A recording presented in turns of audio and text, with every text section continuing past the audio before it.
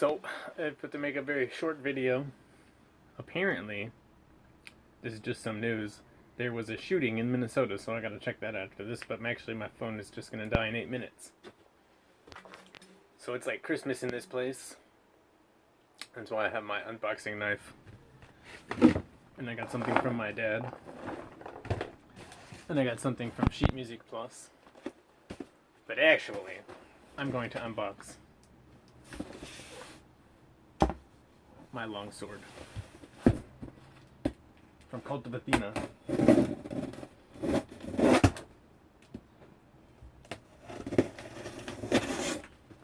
Using my unboxing knife.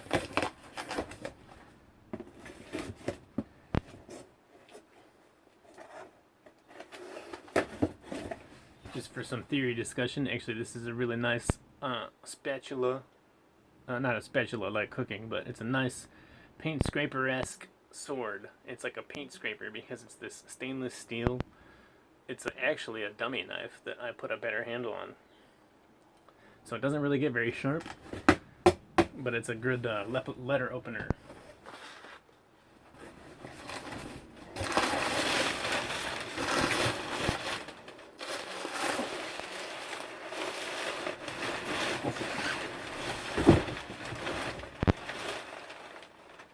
So it's a Balaur Arms 14th century longsword.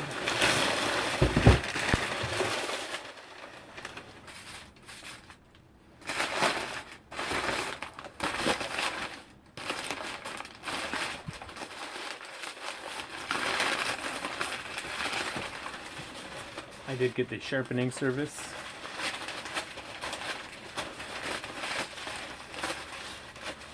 Oh, I can already see where it's got that famous whippiness that everybody's talking about. But I'm actually not worried about it.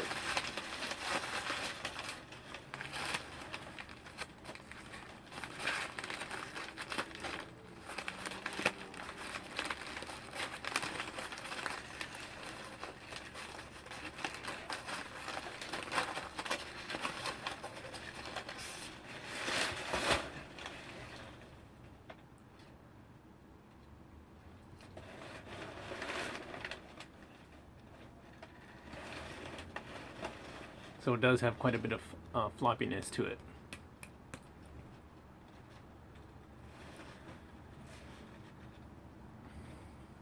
The edge feels pretty good.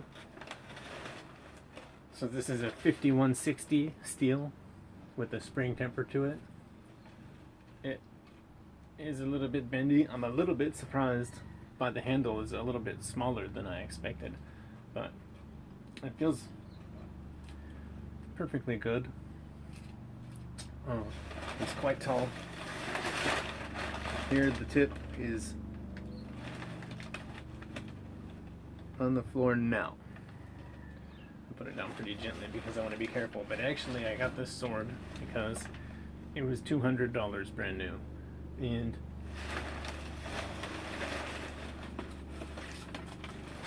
from the same, actually this is exactly the same blade that I bought used, and it's really fun to play with this with a file and use it for a sharpening with a file for a sword that doesn't take a stone very well. So I'm expecting this to cut bottles for a while. Be challenging because it is a little bit, I'm going to need the right kind of form to get the balance right. And then it's going to be a sharpening experiment. And also, I wanted a nice proper longsword so I can work on my forms, and get an idea of what they feel like, what it's like to keep my mind on a sword that's quite so long and has two hands. And actually this is quite a bit longer than my alternatives.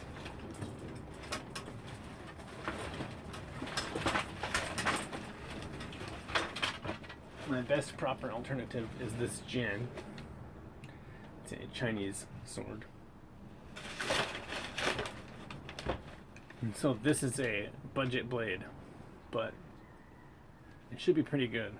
It should be a really nice sword to have.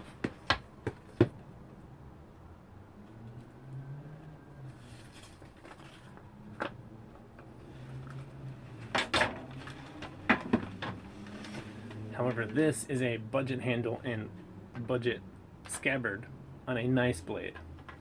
So I talked to the manufacturer, the maker, and they said, yes, we can give you the cheapest furniture we have just to get you this blade for a good price. And what it is what we'll call a spare blade that they had lying around. And it does have some spring to it. Nowhere close. You can't even see the handle barely moving. And it has a hamon line, which means that it's differentially hardened a little bit. So it has a nice monotemper, and then it has a clay tempered edge, so it holds a really good edge. And it is a fashionable blade.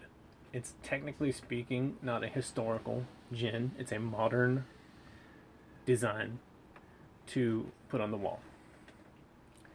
But it's also a functional sword, and it has a really meaty tang. It's a very thick blade. It's thicker than this larger sword, and it's very sharp. So you would never file sharpen this. This is a razor edge. This is so sharp that, I mean, you can't really get a sharper sword. You can get equally sharp swords.